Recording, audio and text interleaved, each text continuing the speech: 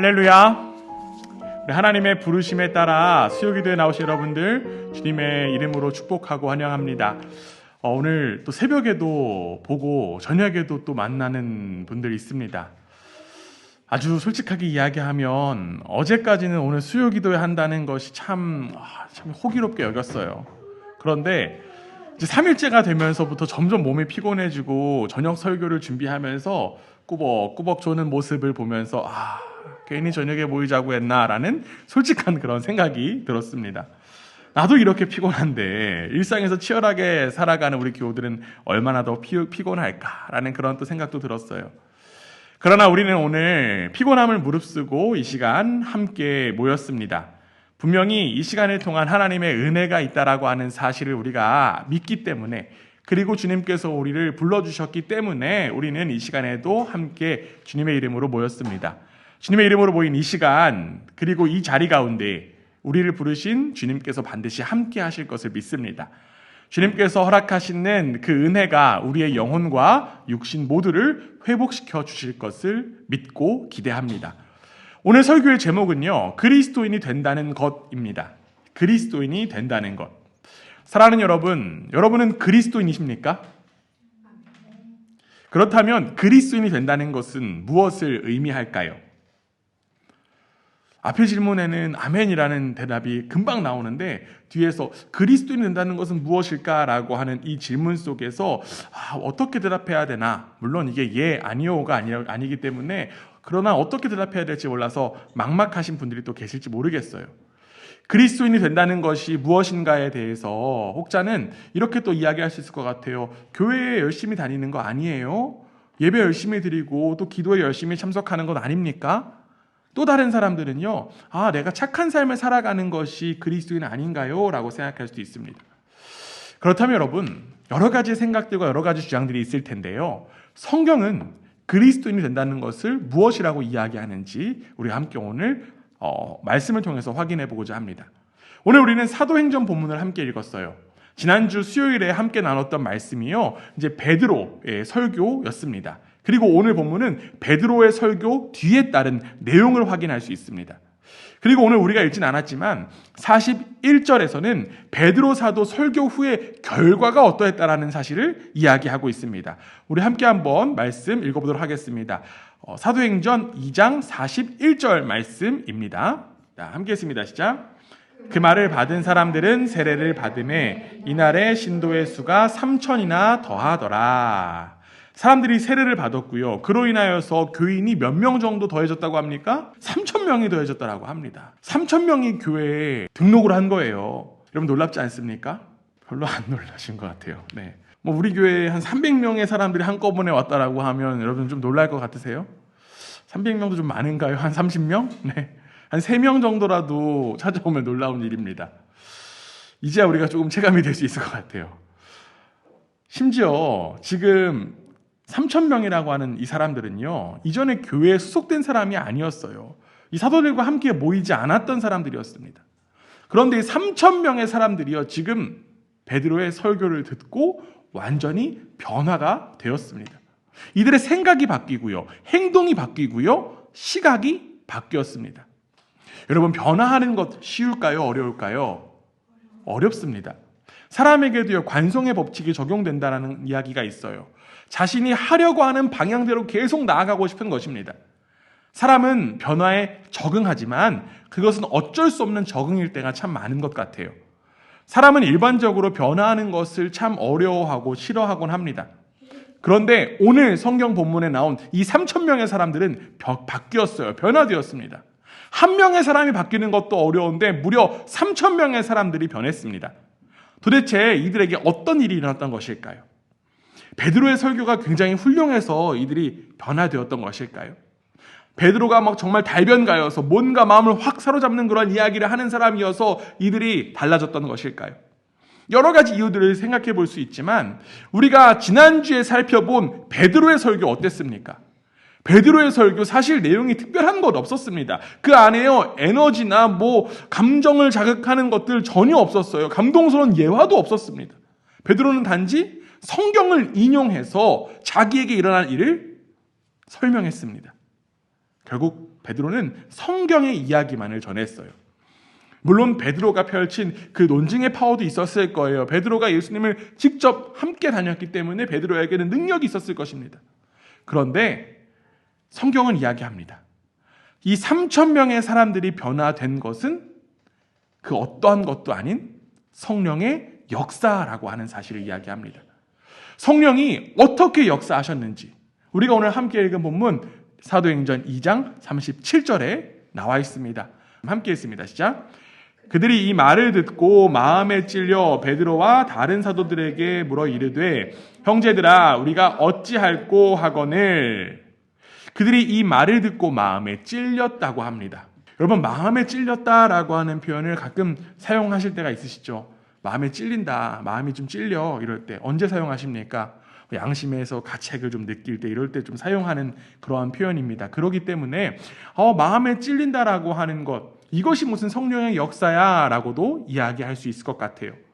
그런데 여러분, 이 마음이 찔리다라고 하는 것, 이 헬라어 원어로 보면요, 이 찔려라고 하는 헬라어 원어가 카타뉘소라고 하는 표현입니다. 카타뉘소. 이 카타뉘소라고 하는 이 표현이요, 특이하게도 수동태로 쓰여졌습니다.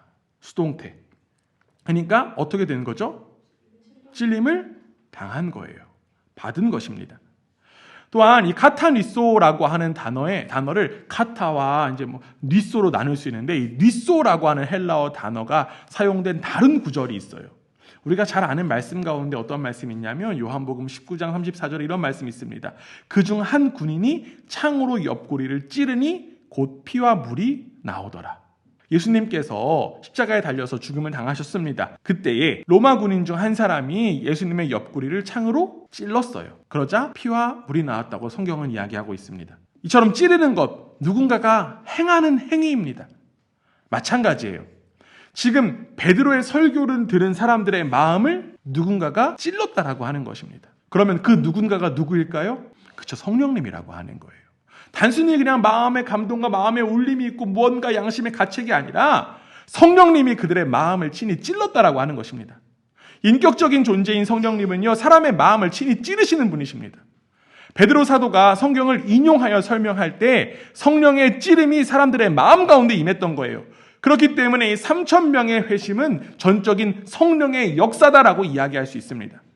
성령님이 연약하고 무지한 한 인간의 말을 사용하셔서 듣는 자들의 마음과 가슴과 양심의 그 말을 박히게 하셨다라고 하는 거예요.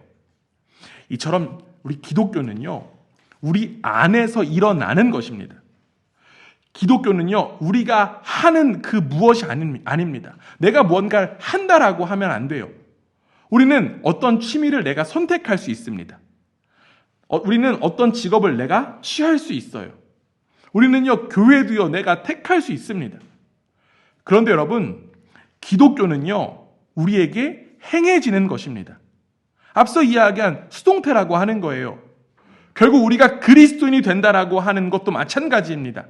그리스도인이 된다라고 하는 것, 내가 선택한 것 같지만 사실은 본질적으로 우리에게 일어나는 것입니다. 그리스도인은 자신이 다뤄지고 있으며 자신보다 큰 능력이 내 손을 잡고 있다라고 하는 사실을 느낍니다. 그렇기 때문에 우리가 그리스도인이 된 거예요.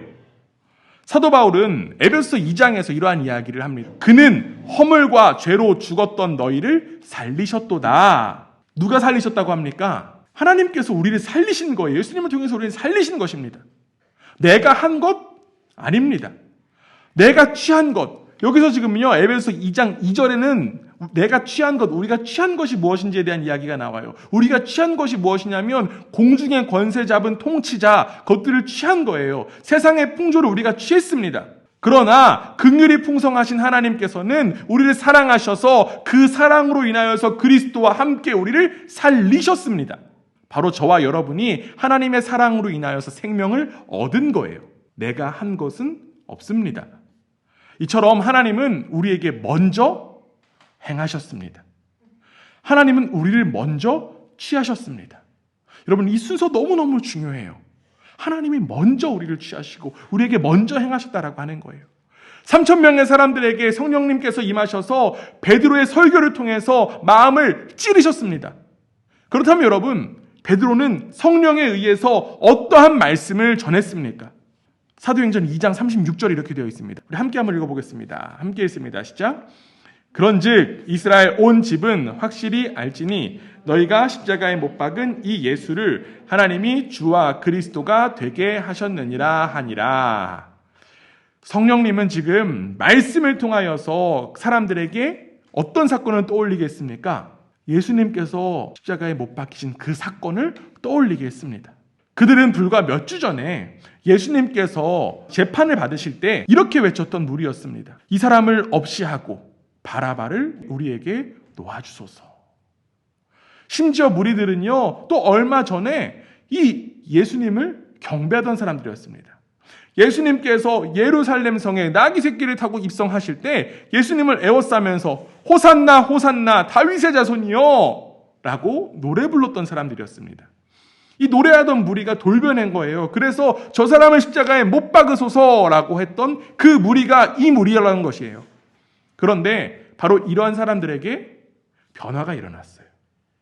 그리고 그 큰 변화 가운데 하나, 성령님께서 일으키신 그 변화 가운데 하나는 바로 이들이 생각하게 되었다라고 하는 사실입니다.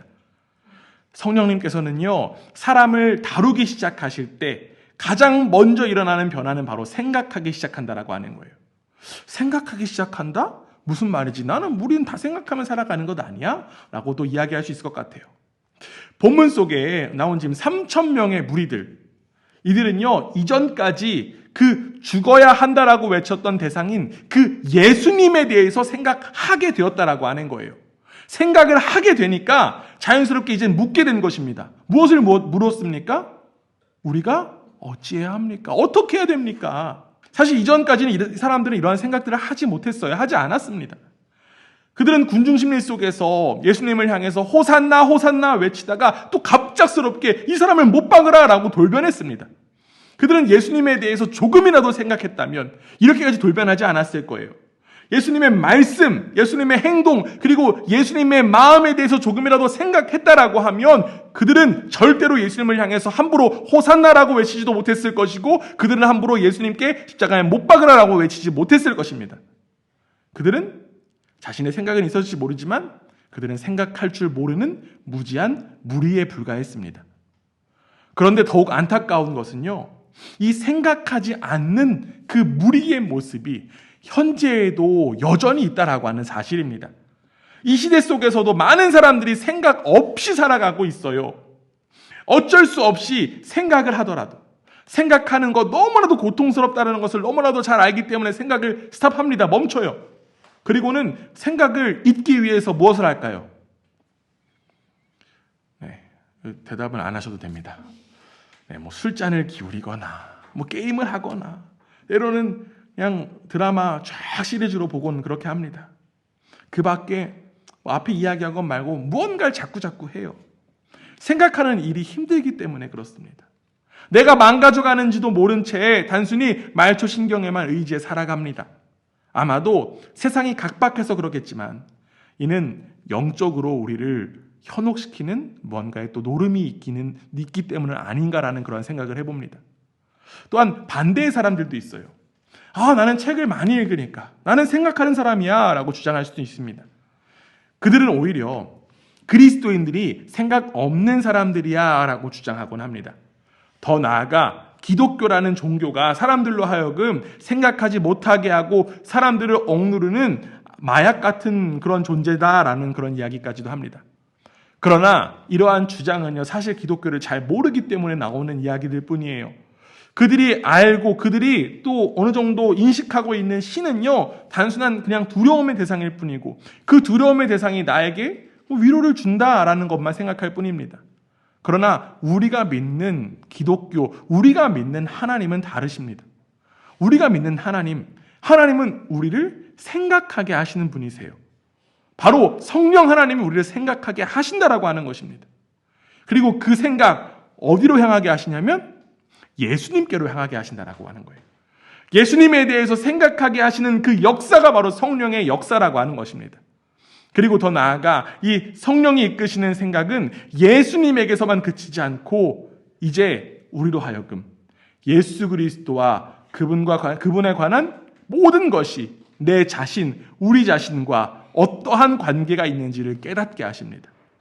앞서 이야기한 예수님에 대한 생각, 사실은 많은 사람들이 또 할 수 있는 부분이에요.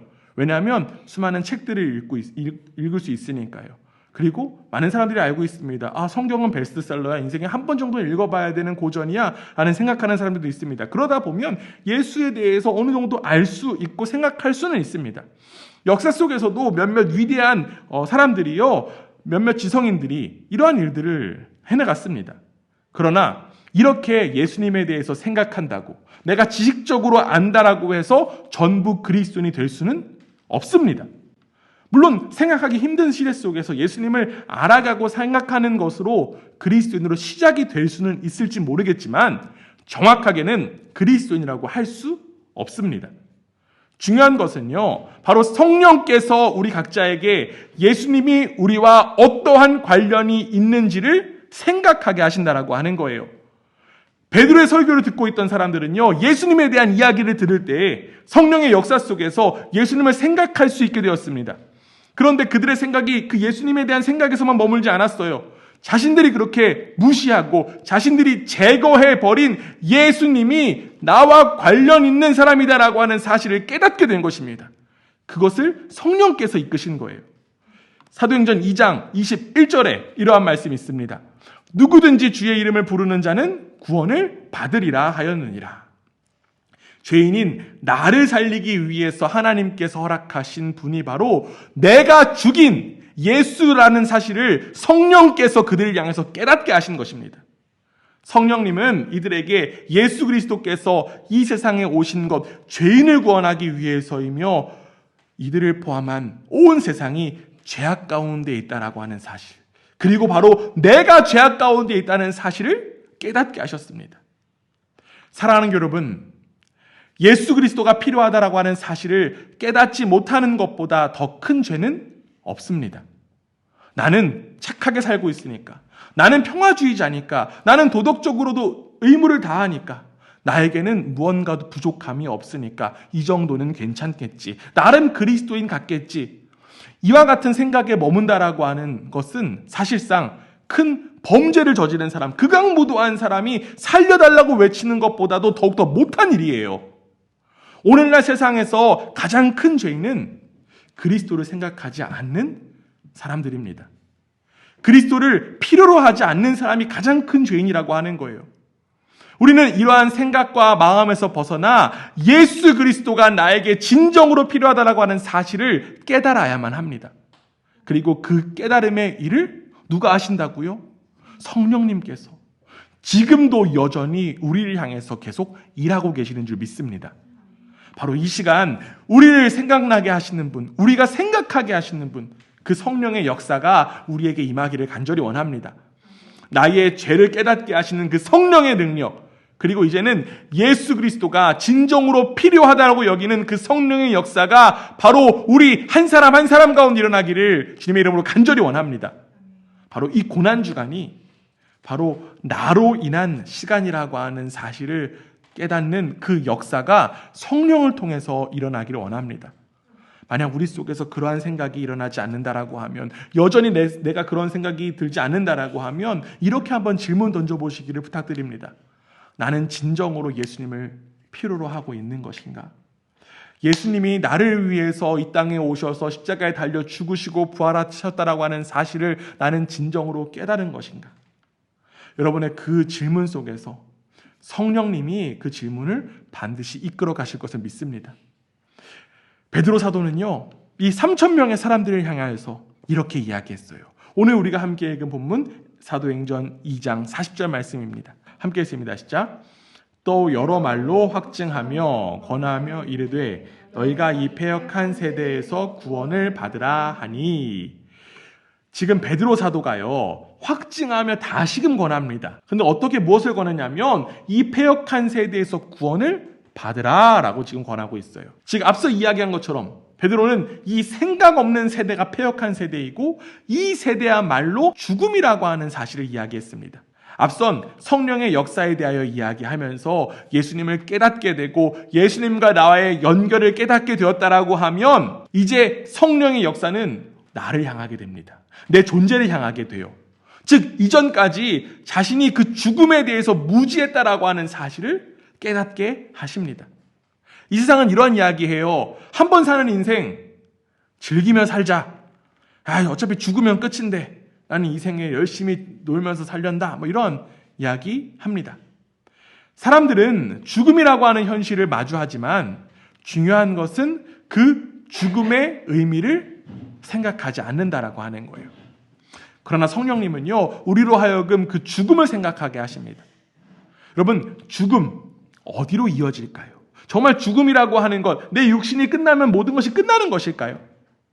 성경은 어떻게 이야기할까요? 우리 성경 한 구절 찾아보겠습니다. 히브리서 9장 27절 말씀이에요.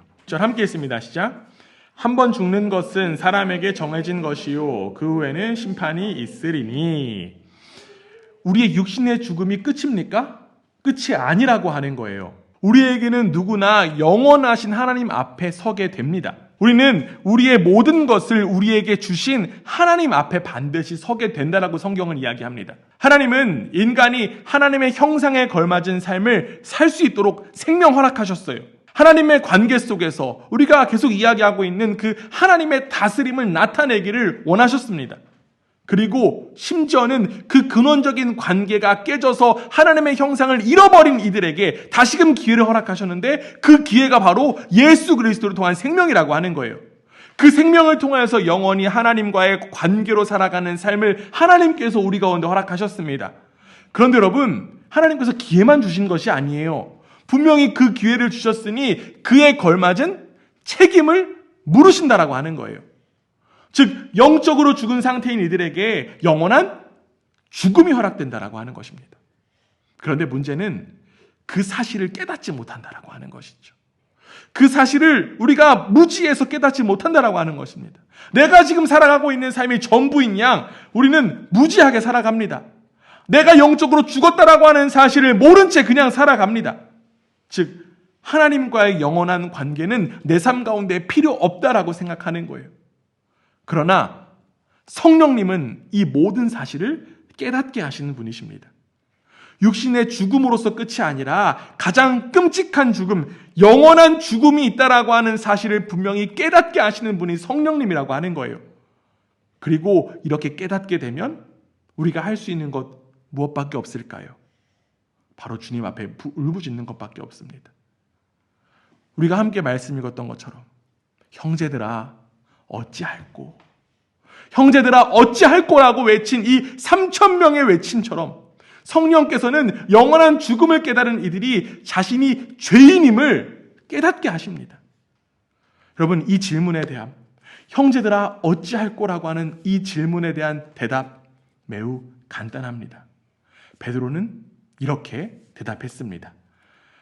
사도행전 2장 28절 말씀 함께 읽습니다. 시작. 너희가 회개하여 각각 예수 그리스도의 이름으로 세례를 받고 죄 사함을 받으라. 그리하면 성령의 선물을 받으리니. 여기에서 지금 회개한다라고 하는 것은 다시 생각하고 마음을 바꾸는 것을 의미합니다. 성령께서는 예수님에 대해서 깨닫게 하시고 내가 죄인이라고 하는 사실을 깨닫게 하시고 죄인인 내가 이제는 마음을 바꿔야 한다라고 하는 사실을 깨닫게 하십니다. 우리는 단지 우리를 찌르시는 성령님의 그 일하심에 반응하면 됩니다. 어떻게 반응하면 되나요? 순종으로 반응하면 돼요. 성령께서 이끄시는 대로 성령께서 주체가 되셔서 나를 예수님께로 이끄시고 또한 나를 이제는 영원한 생명으로 이끄시는 그 이끄심에 따라가기만 하면 됩니다. 사랑하는 여러분, 여러분이 세상과 이 세상에 덧없는 영광에 매여 살아왔다라고 하는 사실 주님 앞에 내려놓기를 간절히 원합니다. 그분보다 다른 사람들을 더욱더 중요하게 여겼다라고 하는 사실을 고백하는 우리 모두가 되기 원합니다. 하나님 앞에 엎드려 나는 형벌받아 마땅하며 아무런 변명이나 핑계도 할 수 없다라고 하는 사실을 고백하시기 바랍니다. 이것이 바로 회개예요. 하나님은 요엘 선지자를 통하여서 이러한 말씀 허락하셨습니다. 요엘서 2장 32절 말씀입니다. 함께 읽습니다. 시작. 누구든지 여호와의 이름을 부르는 자는 구원을 얻으리니 이는 나 여호와의 말대로 시온산과 예루살렘에서 피할 자가 있을 것이며 남은 자 중에 나 여호와의 부름을 받을 자가 있을 것임이다. 우리가 앞서 확인한 베드로의 설교도요, 바로 이 요엘 선지자의 말을 인용한 것입니다. 우리가 회개하며 여호와의 이름을 부르는 그 순간 하나님께서 우리를 돌아보시고 우리에게 이렇게 말씀하실 것을 믿습니다. 괜찮다. 내가 너를 위해 하나뿐인 아들을 세상에 보냈다. 그를 믿기만 해라. 그가 너와 내 죄를 위해서 죽었다라고 하는 것을 믿고 그에게 감사하라. 이제는 진정으로 우리의 삶을 하나님께 드리는 삶을 살기를 간절히 원합니다. 어떠한 희생이 따르더라도 주님께 순종하고 복종하는 삶을 살아가는 것, 그것이 바로 그리스도인이 되는 삶입니다. 그리스도인이라고 하는 이름의 무게 엄청난 거예요. 단순히 별칭이나 호칭이 아닙니다. 초대교회 시대 속에서 그리스도인이 된다라고 하는 사실, 가족과 사회와 모든 세계 속에서 박해와 냉대와 추방을 의미하는 일이었습니다. 물론 이로 인하여서 실제로 순교가 일어나기도 했어요. 그러나 그들에게는 박해와 순교 중요하지 않았습니다. 영원한 하나님과의 관계가 영원히 회복되었다라고 하는 그 사실을 믿었기 때문입니다. 우리에게 허락된 이 그리스도인이라고 하는 이름, 그 이름을 귀히 여기며 이제는 성령 하나님의 역사 속에서 함께 하나님의 회복을 위해 걸어가는 우리 모두가 되기를 주님의 이름으로 축원합니다. 눈앞에 있는 현실에서 좌절하거나 타협하기보다 나를 지금도 생명으로 이끄시는 예수 그리스도의 영과 함께 이 세상 가운데 당당한 그리스도인으로서 하나님의 영광 나타나게 되기를 주님의 이름으로 간절히 원합니다. 아멘.